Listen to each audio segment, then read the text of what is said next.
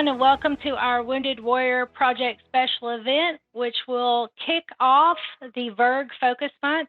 My name is Amber Gregory, Teleperformance's Manager of Corporate Social Responsibility and today's host. Joining me today from Teleperformance are two VERG board members, Jocelyn Arndt, Director of Operations and U.S. Army veteran, and Leonard Price, Military Affairs Program Manager and U.S. Army retiree, as well as Monier Scott, Global VP of DE&I. From Wounded Warrior Project, we are very proud to have Deven Schei as our guest speaker today. Deven grew up in a military family, the son of a U.S. Army veteran. When he was a teenager, Deven's brother Eric joined the Army after the terrorist attacks of 9/11. And unfortunately, while serving in Operation Iraqi Freedom, Eric suffered a catastrophic injury. Promising to finish the job his brother started, Deven joined the Army in 2008. And though he loved his time in the military, Deven wound up being injured as well. And what followed was a long recovery that included more than 20 surgeries and years in and out of the hospital. And throughout his journey, he has found inspiration from the strength and love of his incredible family and from the numerous injured service members he's met who continue to live productive lives. So here today, I will turn this over to Deven to share his story with us. So please help us welcome Wounded Warrior Project's Deven Schei. Awesome. Thank you. Appreciate it. It was spring of 2008. I was walking outside and it was this gorgeous day. I was perfect in the state of New Mexico. And for any of you who have been to New Mexico and know about Albuquerque, they have the Sandia Mountains. My brother had just purchased a house there. It was his very first house. And we were doing a flag raising ceremony and a promotion ceremony at the same time. When I walked outside, I saw this sea of community members. It was all around the place. It was all from the community surrounding us, from the inner cities of Albuquerque to the smaller city of Rio Rancho. The Rio Rancho High School band was there. And I look at my brother and he's in uniform and he's got 4 of his brothers right next to him, and they're in a dress uniform as well. They're going to all be there for his pinning of his promotion. It's the first time I saw my brother in uniform in 3 years. As I walk out and I see all these community members, I realize that we had surrounded ourselves with some pretty amazing people. Men and women that we didn't know were there to celebrate somebody that they didn't know. And it was a pretty cool feeling. And to see my brother smiling with his brothers in arms, men that he did 2 tours with, it's a pretty amazing sight to see. You see a bond with anybody who has served. When they're together, there's something there. There's a connection. No matter what uniform you've put on, except for Space Force, still can't accept them quite yet. But no matter what uniform you put on, there's a connection between us.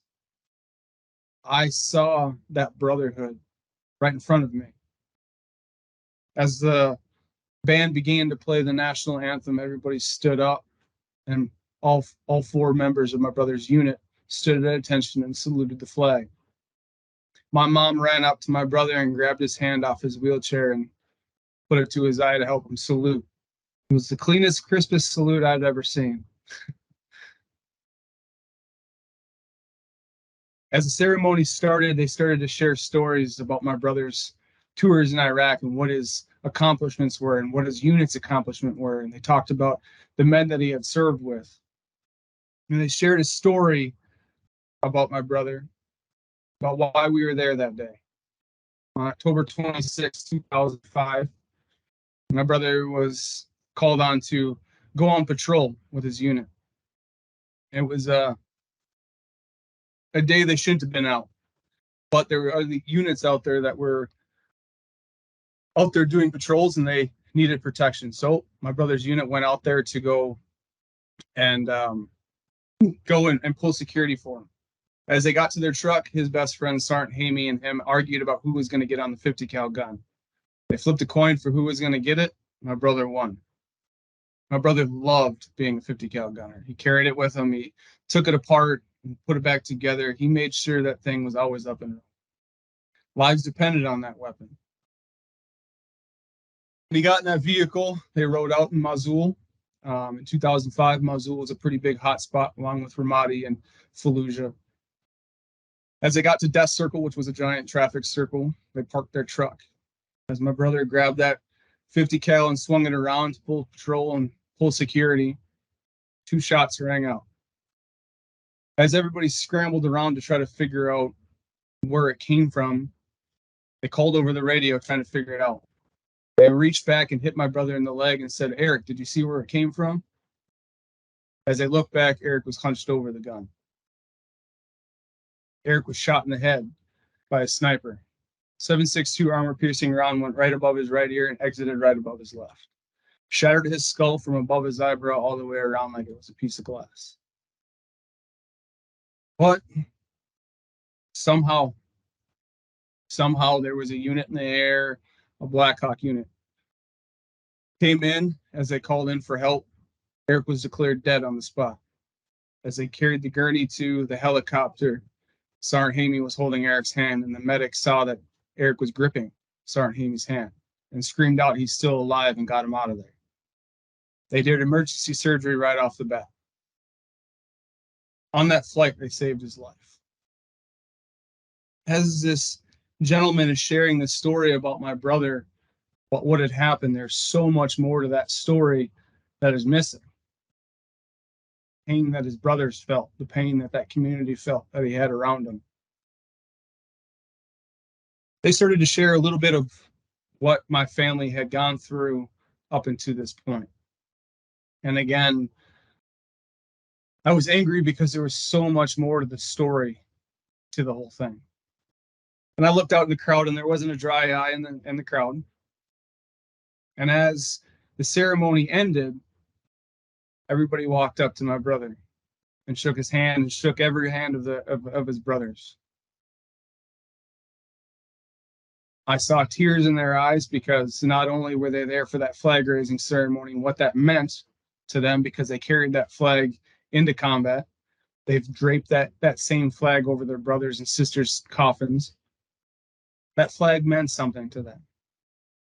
That uniform meant something to them. And we will be honest, I was jealous.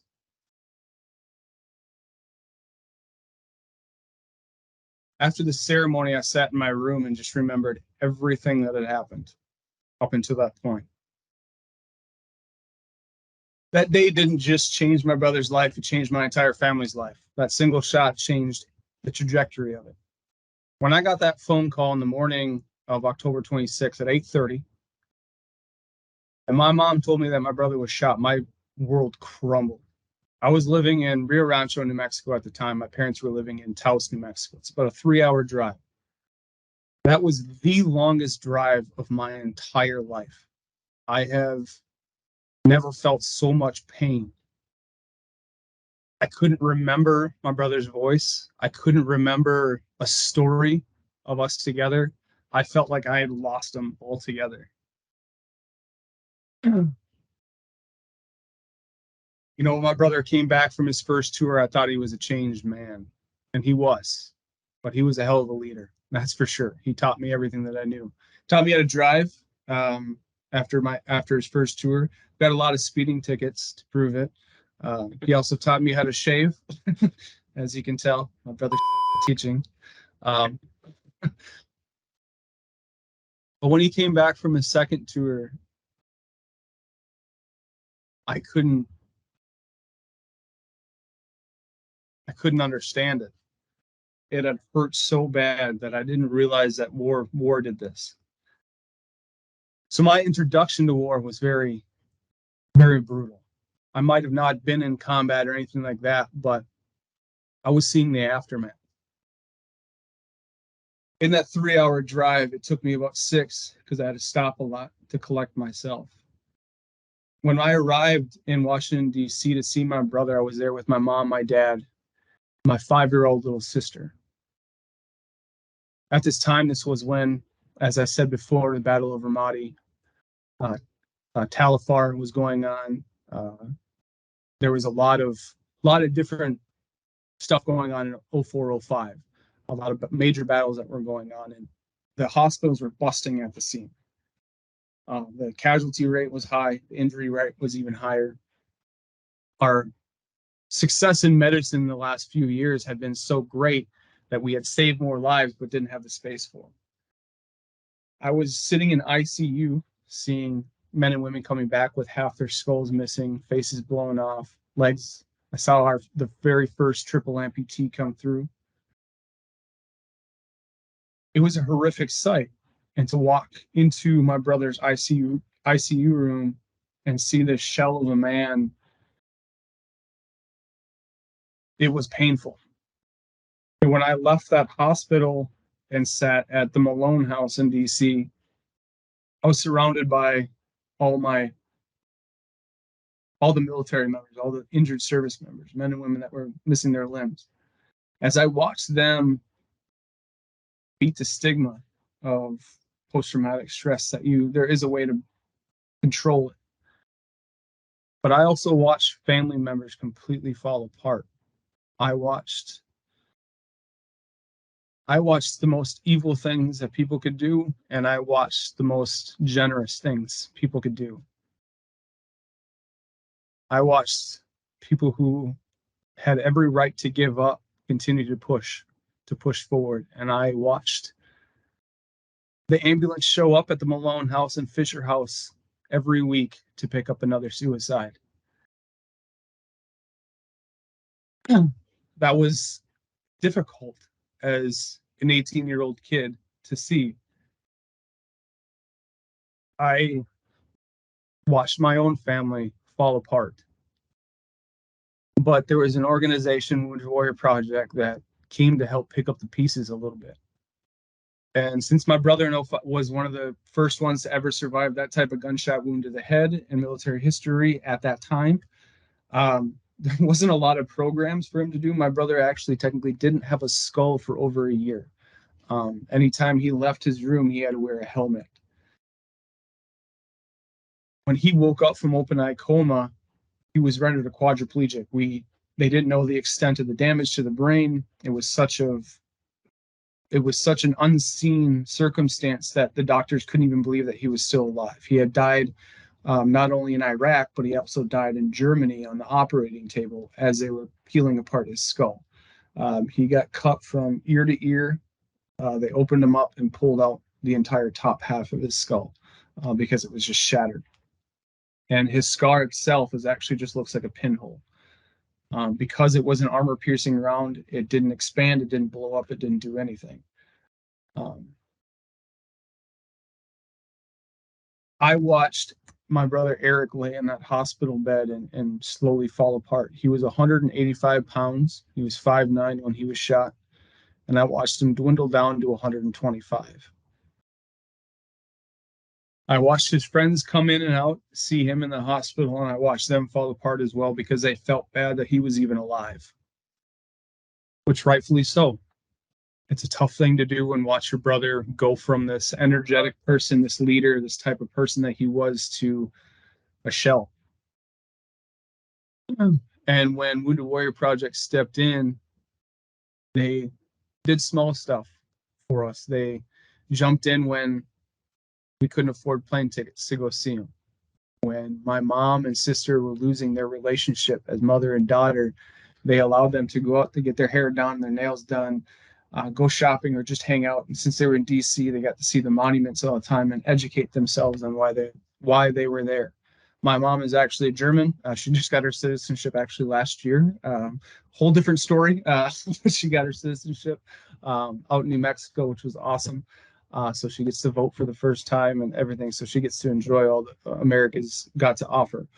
But to do all the things and learn about all that stuff was important for them, and to have some type of normalcy. When my brother finally got out of the hospital, when there was nothing more the military could do, they gave us two offers: that we could send my brother to a home, or we could take him home ourselves and take care of him. We chose to take care of him because he fought for us. Why wouldn't we fight for him? So we took him home with no nursing skills whatsoever. which landed us in buying his first home and surrounding us in this amazing community. And as I said, there's so much more to that story. There's so much more growth that has happened. My sister, in that 2 years that my brother was there, got to educate herself at 5 years old about what nurses do, from ICU nurses down to the ER nurses, down to the trauma nurses.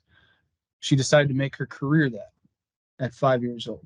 And just 2 years ago, she graduated college in all high honors, top of her class across the board with offers across the board. So trying to take that tragedy and trying to think of something positive out of it. My brother is actually very, very happy that my sister did that. So when my brother had that house and everything, I saw that he was doing a lot better.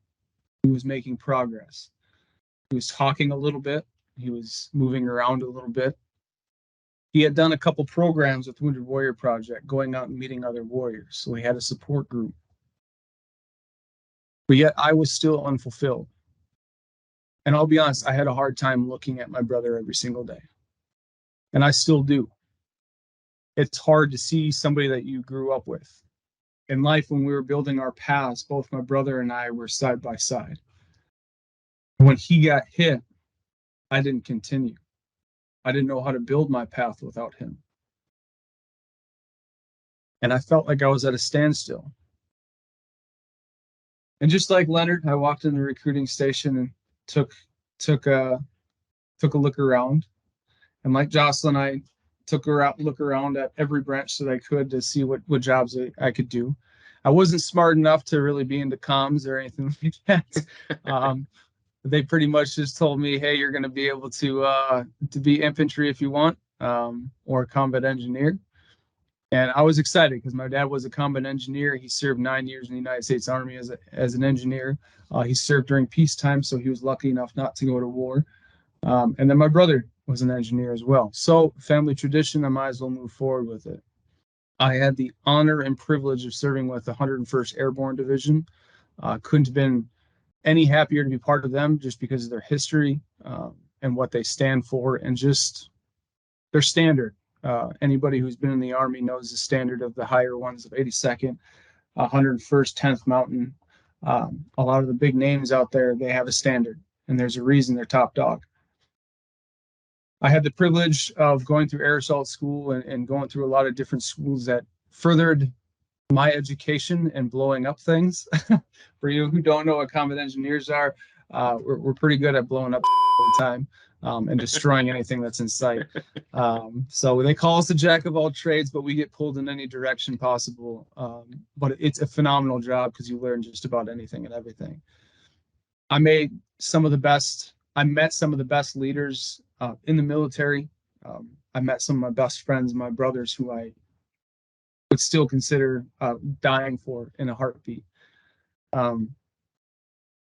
Sergeant Wallace was my first leader that I had. He reminded me of my brother more than anything. My brother's a huge hip hop fan, so was Sergeant Wallace. He went by Wally one time, but he was, a redhead just like my brother. Had that same attitude, and I wanted to follow him too. He was the type of leader I was. He was hard but fair, and taught me everything that I needed to know and got to know me as a person, not just a grunt. I had Sergeant Smith and Sergeant Jones and Sergeant Young. Sergeant Jones was not liked around the unit, but he was the type of leader I wanted to be as well. He was what I considered the standard. Meeting him and realizing that his leadership style saves lives is why I wanted to listen to him. And it was a disappointment for myself when I disappointed him. I never wanted to let him down. In that year of learning all this knowledge from all this leadership across the board, further my education, I had opportunities to get promoted, go to the board, become a leader myself, and take that knowledge. And while I got deployed to Afghanistan, so I wasn't able to reach my NCO, my stripes, I should say, as a leader before I deployed. It was going to happen while I was deployed. Unfortunately, when I was pulled from my unit, I was sent to a small base to set up and get ready. We had small missions here and there. And on July 2nd, 2010, I was called onto a mission to help another base out. And I was with Sergeant Young, Sergeant Wallace, Sergeant Smith, and Sergeant Putman. All four of those men I had been with since I had joined the military. And every single one of those leaders had years and years and years of experience. So we couldn't have had a better crew. And when we hopped into a vehicle that we were unfamiliar with, it was not ours. We were part of the National Guard unit. We were attached to them just to bring us to the base that we were going to. And as we went through our normal ritual, we did our prayer and locked up the truck. And we headed out on Highway 1. And about 20 minutes into mission, all of us got this uneasy feeling in our stomach. Things just didn't seem right on the convoy. The A&A was not doing what they were supposed to, and people were not around. So we knew something was going to happen. We just didn't know where. And sure enough, an IED went off directly in front of us, hitting and striking the vehicle ahead of us. Directly after that, I had 4 rockets come into my truck, taking Sergeant Wallace's leg off at his knee, blowing a hole in my thigh and my calf, blowing a hole in Sergeant Smith's calf, and then throwing shrapnel all Sergeant Putman. The driver and the passenger didn't have any wounds or anything, but we were getting hit by 50 cal rounds and AK rounds. We were surrounded on every single side. Our radio was down, our gun was down, and we were sitting ducks. For 20 minutes, I watched my best friends almost bleed out and die in front of me. There's no training in the world that can help you with that. It's just act. Because of Sergeant Jones's training, it really just acted. I didn't have time to sit there and process everything. It was just do. It was that repetitive that saved me. Got Sergeant Wallace bandaged up the best possible. I was unfortunately had a cut pretty high up on my thigh, so I had a pretty hard time getting my tourniquet on the best way, but wrench it down the best possible, but I was bleeding out pretty bad. Sergeant Smith was able to get his tourniquet on, and my goal was just to keep Sergeant Wallace awake. We could see that his injury was bad. His leg was literally hanging on by a tendon. There was nothing else that we could do, and we were stuck.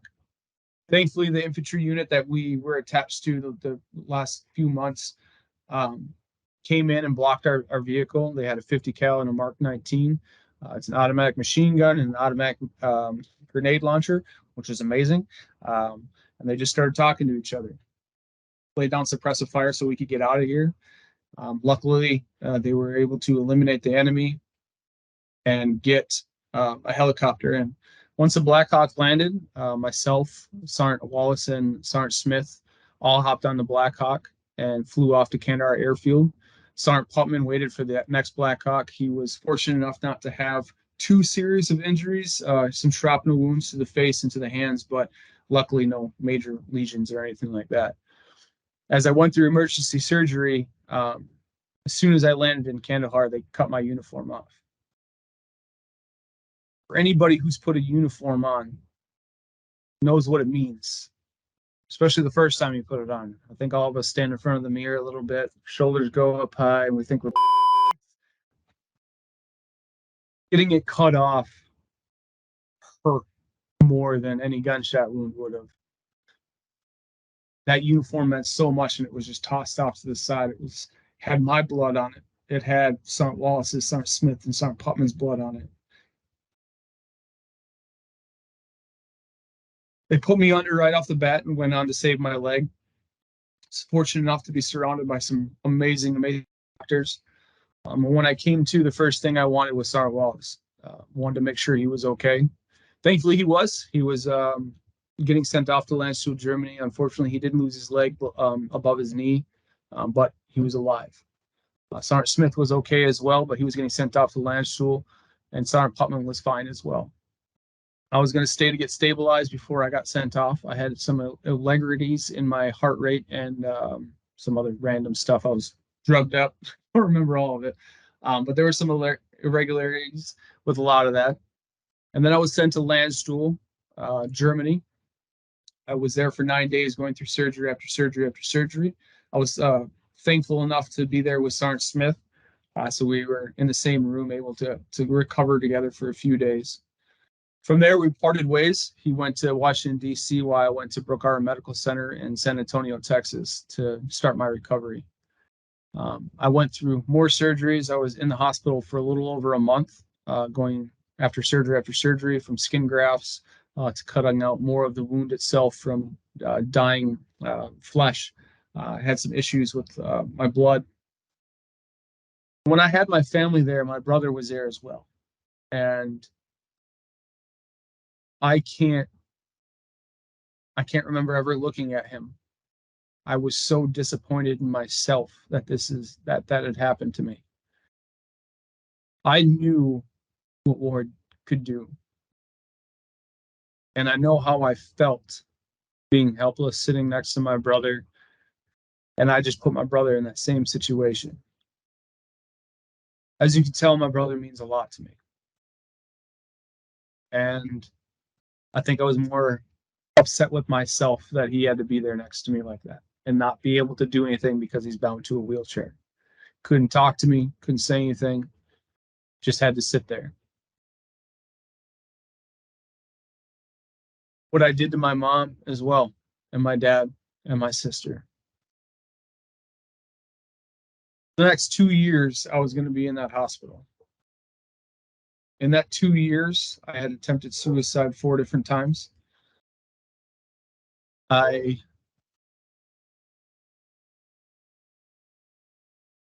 was succeeded on one of them. And unfortunately, I did it in front of my family. See, I knew Wounded Warrior Project was there, but I didn't realize that I needed help. I wanted to be that person that just did it myself. I wasn't mad that I was injured. I was mad because I felt like I failed in so many different ways. I felt like I had failed my team, my family.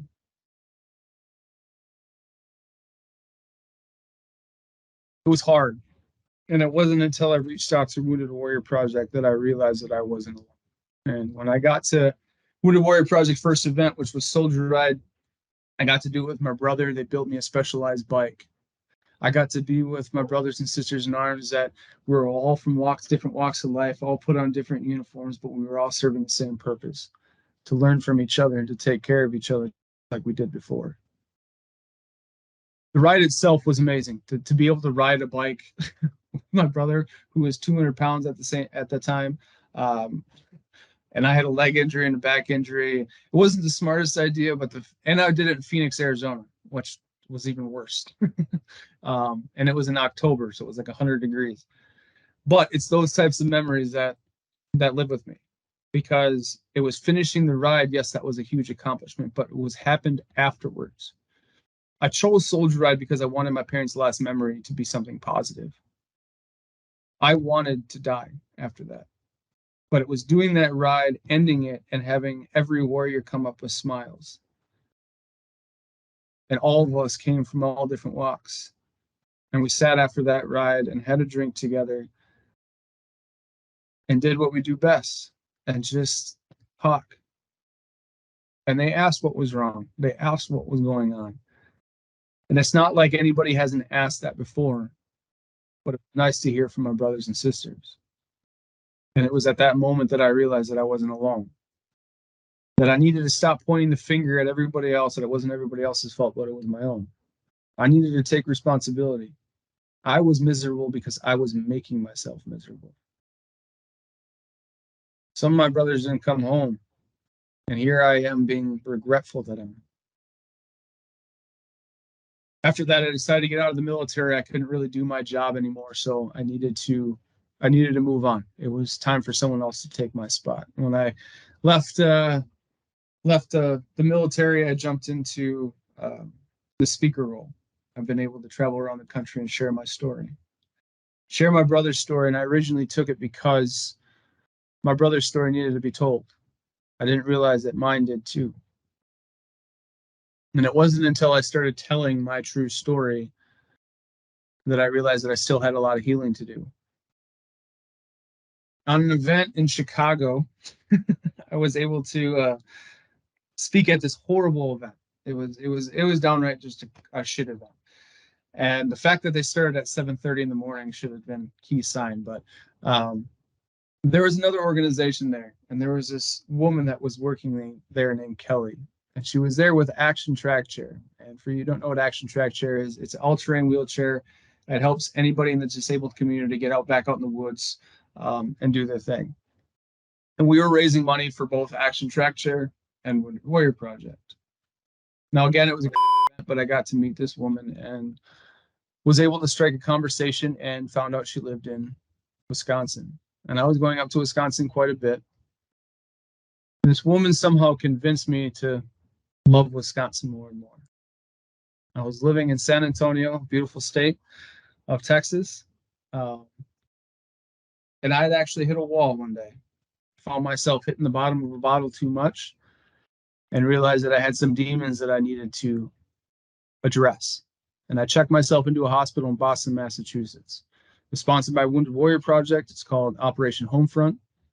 It's a 2-week program for post-traumatic stress. Anybody who's dealing with it, any military member who's dealing with post-traumatic stress can go there for a high-intense 2-week care as an outpatient.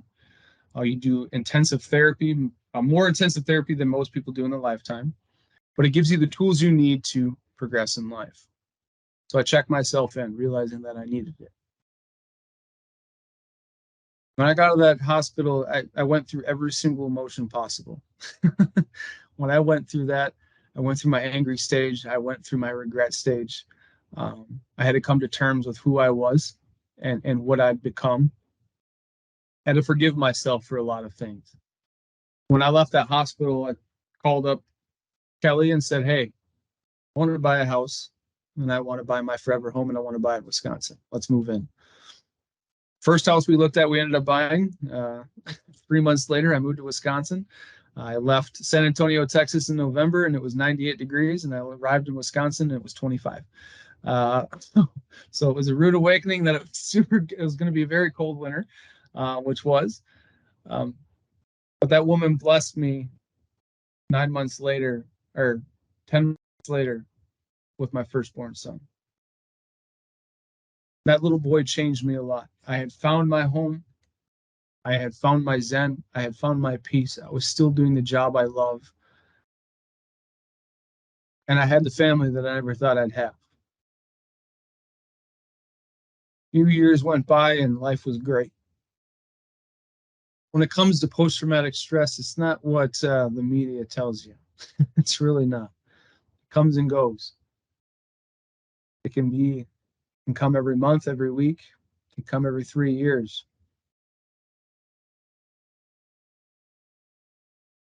A few years back, Big Country decided to take his own life. Big Country is Sergeant Smith. I never addressed his death. I never addressed my brother. When I buried Sergeant Smith in Franklin, Kentucky, every time I looked at the casket, I just kept thinking it should be me. He's the one that should be here. He's the one that should be living the life that I am. I don't deserve any of this. And I pushed down every emotion that I had, and I just pushed it off too much. And that glass filled up pretty quick. And one morning, it was a normal day. It just hit me out of nowhere. And when I called my wife to come home, just to be by my side, she was there. Now, life, you have ups and downs. You try to figure out things in life, and I was trying to figure out mine. It was tough. My boys came home that day. I got to look them in the eye. And it tells you, children do change you. I hate that saying, kids, you never know until you have kids will change you, and they do. That's for sure. but realizing that I don't ever want my kids to feel what I feel. And if I let myself get in these deep, deep dark places, I'm going to put my children through the exact same thing. And it's going to be a vicious cycle. I don't want to become another veteran that takes his life. I didn't want to become just another statistic. There's more to that. I served my country honorably, and I should be thankful for that. I should be proud of that. I shouldn't regret what I did. When I finally got the help I needed, I checked myself into another hospital in Chicago for a week. And it gave me the tools that I needed again to adapt to this. Wounded Warrior Project is going to be here for a long time. We celebrate this month, we're celebrating 20 years, as a lot of you know. So 20 years of Wounded Warrior Project.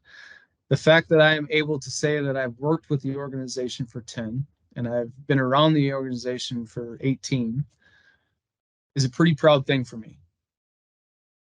I am one of thousands of lives that they have saved. Now, we all know Iraq is done, even though we still have boots on the ground there. And we all think Afghanistan is done as well. Conflict is going to continue to happen, whether we like it or not. There's nothing that we can do to avoid it. Surrounding ourselves with the community members that we need is key.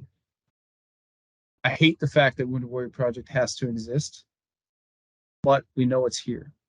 And every veteran out there needs to know that we are going to be here for a very long time. And I'm going to continue to grow. I'm going to continue to move forward. I am, again, very blessed to have my amazing wife by my side and to see her succeed in her business that she grew by herself, and to see my boys grow up, to see my brother continue to progress throughout his life, and to see my sister go to college and graduate top of her class, to see my mom get her citizenship just last year. She's been a German, she's been in the U.S. for 30 years and just got her citizenship. So funny story about that. We went down to New Mexico to watch this ceremony for my mom to get her citizenship. And we brought the family together, except for my boys, to be trying to travel with a 1-year-old is next to impossible. So I thought herding cats and training privates was hard, but no, that's chasing around a 1-year-old stuff. But went down there to go see them, and my mom said that she was wanted to not get lost in the crowd of people in the ceremony, and I started laughing. So she was able to get a private ceremony at the Homeland Security and did the whole thing privately to have my brother make sure she was standing next to him. So it was a pretty amazing moment to see my mom standing next to my brother and earn her citizenship, and to pass those traditions on to my boys, and to continue to move forward and share with my boys about what sacrifice is and what that American flag means to so many people, whether you live here or not. You know, everybody wants to come to the U.S. for a reason. It's an amazing place to be. It's the most diverse place in the world, and it's it's an amazing place to live. I want to thank all of you. I know I'm supposed to have this inspirational quote at the very end, and I never have one. I've always kind of been against them, but I've always wanted to just thank all of you. The reason I took this job in the first place is to thank the people that helped save my life. The fact that you support the organization means a lot, but what means the most is you support the veterans. Money goes a long way, yes, we know, but the support goes even longer. Knowing that we have the support from community members like all of you means a lot to me and my family, that I have that I can lean on any of you if I ever needed help. The bigger the circle I have, the more I can use. So I appreciate it. Thank you all so much. Thank you, Deven. That was awesome. Thanks, Deven. Thanks for sharing. Thank you. Lynn, Josh, Mo, you have any questions for Deven? I'm sure. I thought, Deven, I thought your story was incredible, and I appreciate you giving us an insight to what you went through, what your family went through. I personally want to thank you and your family for your service. My sister, she's in the Army. She's a captain. My twin's daughter, she just retired as a captain as well. Nice. So, you know, the military is near and dear to my heart. In my role at Teleperformance, I'm always really looking to bring people together and try to find ways where our company is more appealing and really doing the work that needs to be done to help our community. And I wanted to ask if you had any advice that you would give to employers or coworkers on you know how we can create a more inclusive or supportive work environment for veterans or individuals with disabilities, all together. You know, that's not easy question to answer, but to be more inclusive to veterans or just anybody as a whole, listen to a lot of those stories. Everybody's experience in the military is different. You know, you have some that get stationed in Hawaii and have the time of their lives. You have some that get stuck in 82nd Airborne for almost their entire career. But you know, they all have experiences. We can all learn from them. We're very black and white in the military. It's either right or wrong. There's no in between. There's a standard across the board. So understanding how we operate, especially someone who's been in for 27 years, it's extremely difficult to kind of get away from that. We were talking a little bit before this, you know, the understanding that most of us veterans, we're going to be about 30 minutes early to about everything. And we have a standard across the board. So, and respecting those holidays, respecting what they mean. Yes. You know, I was asked a question just the other day. You know, do I have a hard time with Memorial Day, and do I ever get upset on Memorial Day? I can't say that I get upset. I get people that say thank you for your service, and I've got nothing wrong with that. I think the people who get upset about that and start screaming at people, today's for the ones that are fallen. Agreed, it is, but what good are you doing screaming at somebody? And that's, you know, understanding that a lot of us are just, we want you to remember what that flag represents and what those services mean. Learning about those histories, learning about those big operations that have happened, history, and recognizing that, you know, we're going to deal with some stuff, those alive days. So my alive day, which is the day that you survived, is July 2nd. I had a tendency to disappear and just kind of want to be by myself. Understanding what a lot of those days mean to a lot of these veterans. Not everybody has an alive day, but they might have a day where they lost somebody, and recognizing that. Because we wouldn't have what we have today if it wasn't for all of these men and women who are willing to voluntarily put that uniform on. All walks of life. The military is the most diverse place ever, and it's so cool to see. It's really awesome to see from all walks of life. So, giving us opportunities as well. So I guess just being a little bit more inclusive is just understanding all walks of life, where we come from, and then certain questions. So big interview questions for a lot of people when hiring veterans. When we're talking about our military service, some of us have a hard time putting into words our military service on our resumes. So asking the right questions, knowing what questions to stay away from. Our deployments are our deployments. You know, if we want to talk about it on a resume, we will, but asking about it on a resume, you know, isn't a great idea. Or during an interview, not during the resume. No, that's great feedback. And one of the parts that really resonated with me was just the listening aspect of it. I know that, you know, like Jocelyn, we said earlier, she helps lead VERG for our veterans and emergency responders group, one of our ERGs here in the U.S. And that's one of the things that they do a really good job at, is bringing in speakers, having conversations, you know, weekly or biweekly, just around what's going on and how to get support. And I just wanted to, when you said that, it just resonated with me, and I think those are really good points for us to learn by. And I got a few notes here that I will I'm going to take away and start to use as well. So thank you. I can also give you in touch. The organization has a Warriors to Work program. So we're always offering companies, good interview questions for a lot of these veterans out there. And then if there's any veterans out there that need to learn how to put a lot of stuff in a resume, our organization will do that free of charge for all the Warriors. So amazing.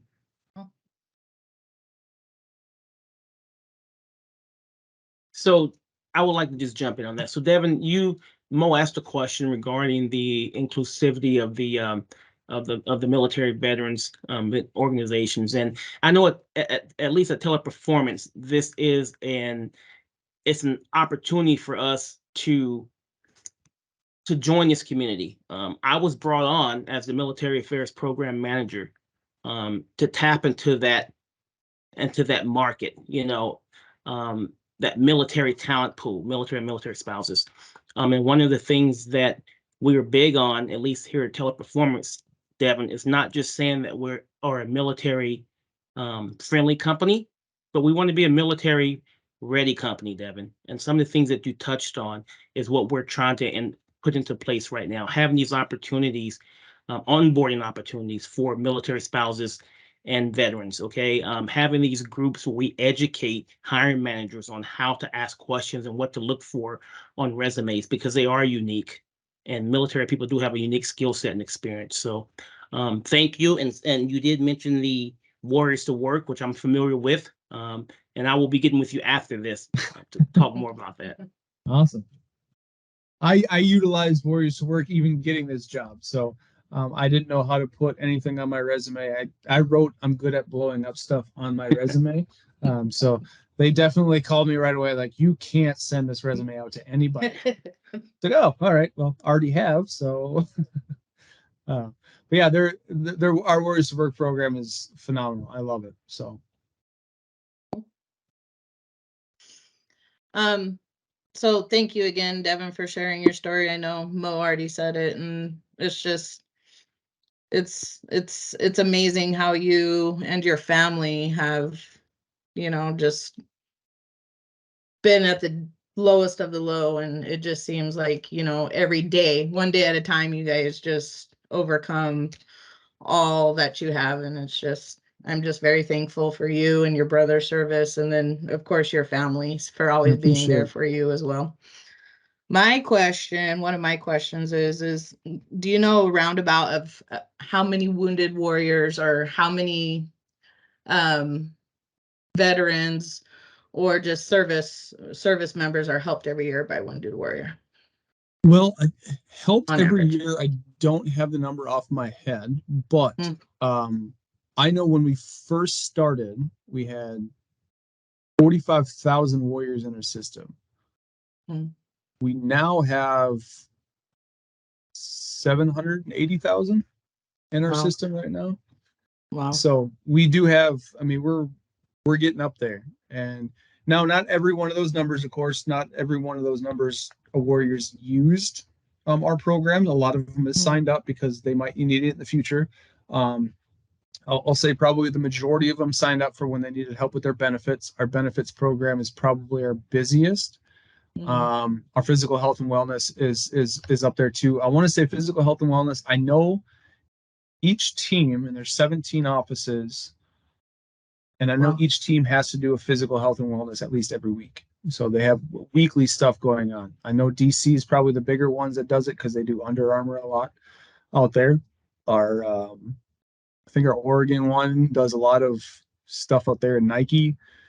But yeah, we're all over the place. So there's programs. So each warrior gets signed up for, when they sign up, they tell us the region. Once that region is set up, they get what they call the post. That post goes out directly to their email, and they'll see everything that's going on. So it's all for family members as well. So family members, it's not just warriors that sign up for Wounded Warrior Project, it's the family members as well. So the wives, my parents are signed up, all that stuff. And they can utilize a lot of those programs as well. So some of our legal team has helped with some of the beneficiary stuff with our veterans, trying to get all that legal stuff because it's a lot of stuff that has to be done. So yeah, and then some of our overhead is also our legal team. So we build a lot of legislation that gets pushed through. If anybody has heard of T-SGLI, TSGLI, if you're injured overseas and you're in the hospital depending on how long you're in the hospital, it's between $25,000 and $100,000. They'll give you to help pay for your bills, since a lot of family members have to come in and take care of the warrior.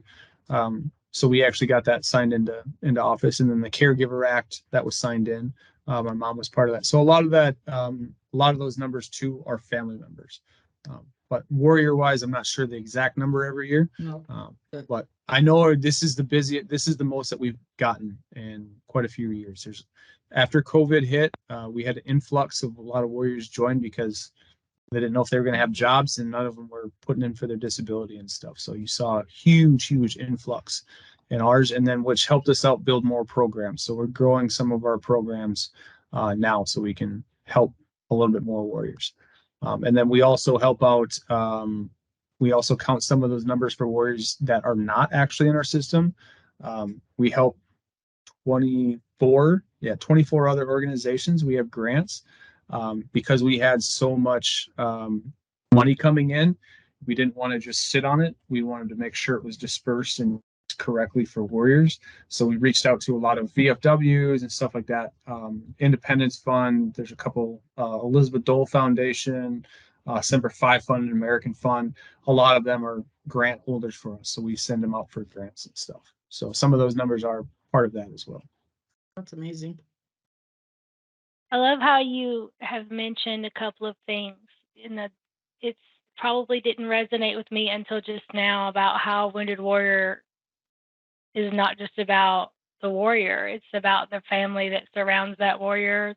There are other charities that I can think of that are not as robust in their support of the family unit as a whole. And so it makes me pretty super proud to just be able to see that in my brain as a piece of what Wounded Warrior Project does.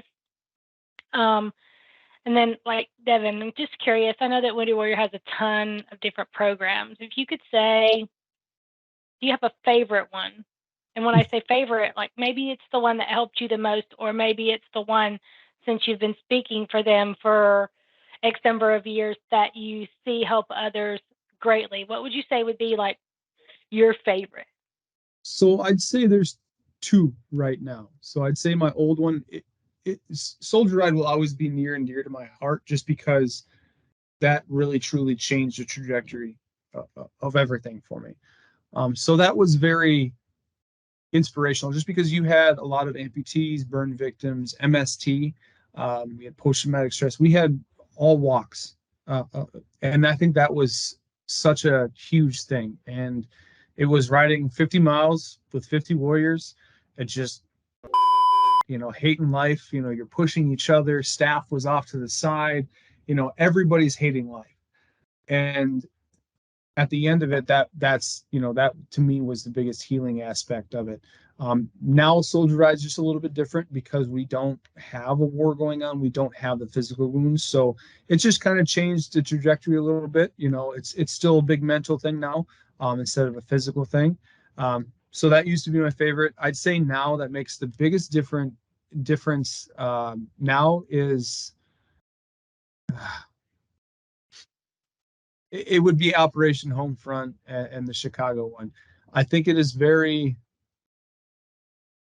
because it's so scary to go to therapy. I think anybody can resonate with that. To go to a random person that you don't know, and you have to trust that they're going to keep their secrets to themselves, and you're trying to open up to all this stuff. It's extremely difficult. And how the program was developed with Wounded Warrior Project, putting in almost like a group therapy, but not. So you sit in a group for a little bit with each other, but then you do your individual stuff, and you're able to come back and kind of do something together. That to me, I think, is making a huge difference. I'm a firm believer that we're never going to get rid of the suicide. It's just never going to go away, but we can slow it down. We can kind of get the numbers down as low as possible. And programs like that are popping up all over the place. So I think that to me is That's my favorite. And then there's another one called Long-Term Support Trust. That's a separate thing for Wounded Warrior Project. Not a lot of people know about it or even hear about it. It's actually not even on our website anymore. But Long-Term Support Trust actually helps the people like my brother. So back in the day, we realized that a lot of these caregivers are getting older and they're not going to be able to care for that warrior anymore. Well, what happens to that warrior is they get lost in the system. They get shoved off into a retirement home. They're going to be in their 30s, and they're just going to be left there. Well, that's no place. That's no place to send somebody that served their country like that. And there's over 1,000 men and women that are like my brother that came home like this. You know, not as severe as my brother, but on the lines. Well, there is no way of setting up some type of trust. The Wounded Warrior Project stepped up and said, we're going to go ahead and raise $500 million and we're going to put it in a trust. It's going to be a separate entity from Wounded Warrior Project, and we're going to let it grow. Because in the next 10 to 20 years, that's when, you know, the caregivers are going to start to kind of can't do this anymore. People like my mom and dad can't do this forever. Every name that is signed up with Wounded Warrior Project, they have to be an alumni, but it is signed up in there, has their name in that trust. So as soon as their caregiver passes away, that trust opens up and pays for care inside their home. So they don't ever have to leave. That care will come directly to them. And each warrior has well over $1 million in that trust right now. And it's continued to grow. And that was in 2012,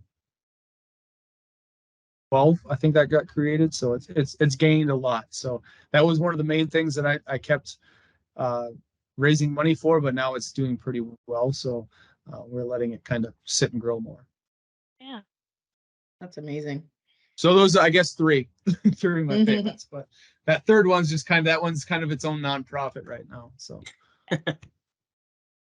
Well, brother, from one veteran to another, first of all, I'd just like to thank you and your family for their sacrifice and the support that they have given to this great country. And we all know that this is the greatest country in the world. So thank you and your family for that sacrifice that you guys made. So I just want to ask a question. I know you covered it earlier, Deven, but just for those who may have missed it, how does the Wounded Warrior Project, how do they work with families of the Wounded Warrior? If you could just drill down on that and give me one or two specific. So okay, yeah, sorry about that. Oh, go ahead. So one of the programs, so we have one that's for warriors as well, but Project Odyssey. So we do a caregiver retreat. So for the families and stuff, they'll be able to sign up for this retreat to kind of learn a couple, I guess, tools on how to deal with some of the warriors' issues and veterans' issues. So we do retreats like that. They are welcome to any of the programs that we do offer. So my wife is even part of it. Headstone. Headstone is set up to offer the family member therapy as well. So since we live in rural Wisconsin, group therapy and all that stuff is not available. She's not going to go to the VA to go talk to somebody. So that's set up from Wounded Warrior Project, covered down for therapy for any of the family members that need to deal with it. They do the Warriors to Work, so they're able to do the Warriors to Work as well. Yeah, really any program that we have, any family members able to utilize it. Warriors, of course, are always going to be on top, but depending on it. We've done job placement for a lot of those caregivers. We get them in touch with a lot of other organizations that are doing stuff that we're not. Some of them have more of a retreat type therapy where they spend more of a week to 2 weeks together. There's a couple in Oregon and Washington, and then South Dakota. There's a pretty big retreat out there that they do as well. I don't remember the nonprofit's name now. Shoot, I haven't talked about that one in forever. But yeah, it's really any program that Wounded Warrior Project has is offered to the family member as well. On the post itself, when Wounded Warrior Project sends that out, there will be a section for family members. And then, of course, they can separate it as well if the family member wants to do it by themselves and not be part of with the warrior and just kind of learn from other people, that can be set up as well. So it's all set up to where we can do it all male, all female, all caregiver, all female caregiver. We have them across the globe to make sure that everybody's can be used, or everybody can use the programs the way they want to. Thank you for that. Thank you. Yep. And then of course a lot of the legislation that is put into place with Wounded Warrior Project, we invite a lot of those family members to be part of those sit downs to discuss what is needed. So it's not just a bunch of suits, sitting around a table trying to think of better legislation. They're actually inviting, like WWP has their own legal team. We're inviting them in, sitting down with them and going, okay, what needs to be done? What needs to be changed? And a lot of like the Caregiver Act got put into place because of that. So Elizabeth Dole Foundation does a huge portion of that too. And then of course there's events all over the place as well, especially during the summer, for all family members. So they do a lot of outings. Getting the family members kind of in touch with each other is our main goal with a lot of that. We try to stay as hands off as possible when we throw some of those like water events and stuff. Bring your kids, bring all that stuff, don't let your kids run amok, but take care of your kids, but learn from each other. But yeah, all that stuff, it kind of builds from there, with a lot of it. Awesome. I just want to say thanks again, Deven. I know our time's coming up short, but I just want to say thanks before everyone wraps it up.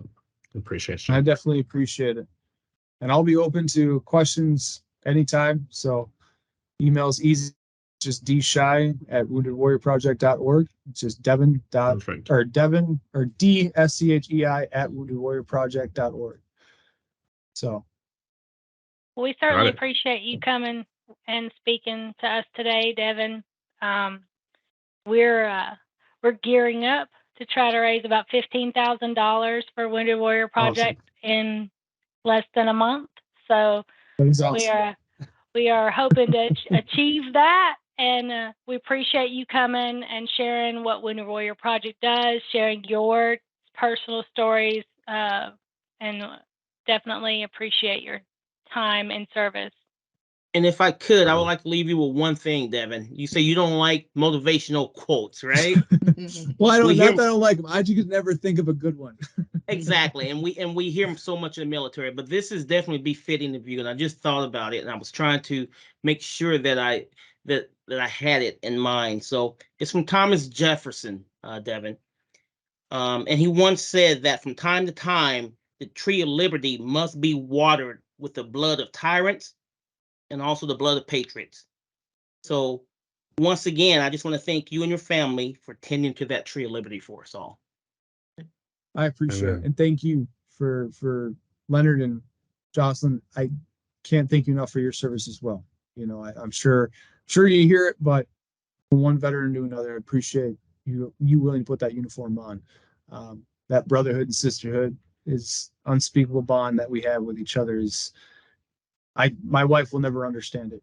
She doesn't get it, but we'll always be brothers and sisters. And thank you all again for your support. It means more to me than you will ever know. I appreciate the money and everything, but it truly is being able to take your time and set up something like this just to listen to what I have to say and to share this small bit of my stories. It means a lot to me because it helps with my healing. So you just doing this helps me. So I appreciate it. Thank you, Deven. Awesome. I appreciate you. Appreciate it. Thanks, Dev. Thank you. Thanks, team. Appreciate you all. Bye-bye.